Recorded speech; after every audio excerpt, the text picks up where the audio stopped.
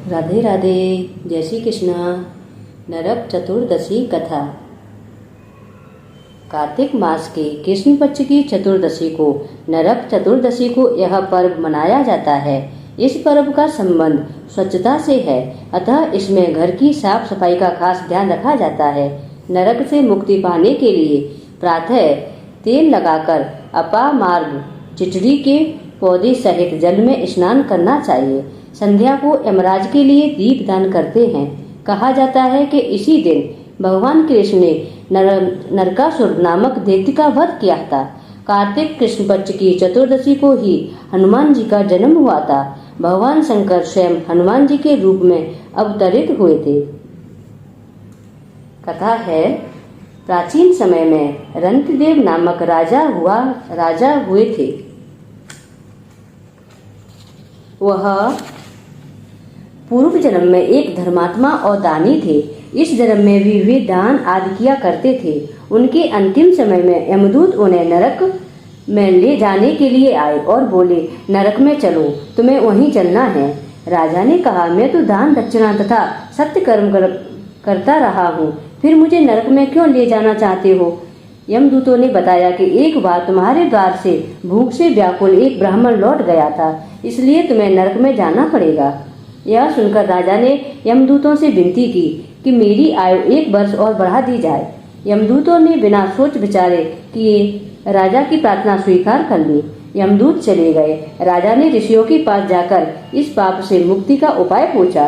तब ऋषियों ने बताया, हे राजन, तुम कार्तिक मास की कृष्ण पक्ष की चतुर्दशी को व्रत रखकर भगवान कृष्ण का पूजन करना तथा ब्राह्मणों को भोजन कराकर सामर्थ्य अनुसार दक्षिणा आदि देना तथा अपना अपराध ब्राह्मणों को बताकर उनसे क्षमा याचना करना। ऐसा करने पर तुम पाप से मुक्त हो जाओगे। कार्तिक कृष्ण चतुर्दशी को राजा ने नियम पूर्वक व्रत रखा, ब्राह्मणों को दान दिया और व्रत के प्रताप से वह विष्णु लोक को प्राप्त हुए। बोलो श्री हरि नारायण की जय। दूसरी कथा। एक समय भारतवर्ष में हिरण्यगप नामक नगर में एक योगी राज रहते थे। उन्होंने अपने मन को एकाग्र करके परमात्मा में लीन होना चाहा।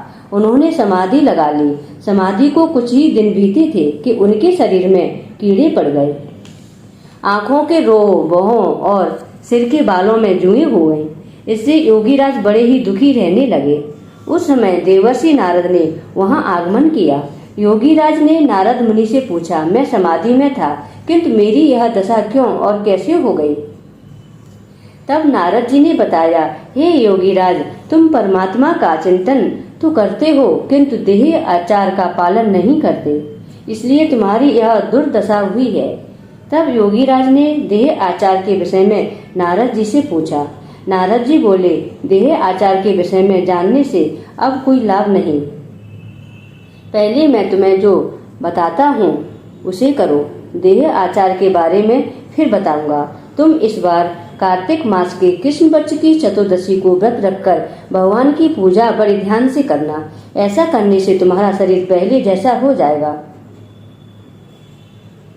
योगीराज ने ऐसा ही किया और उनका शरीर पहले जैसा हो गया। उसी दिन से इस चतुर्दशी को रूप चतुर्दशी के नाम से जाना जाता है। बोलो श्री हरि नारायण की जय। श्रीमन्नारायण नारायण हरि हरि, श्रीमन्नारायण नारायण हरि हरि, तेरी लीला सबसे न्यारी न्यारी हरि हरि। ओम नमो भगवते वासुदेवाय। राधे राधे।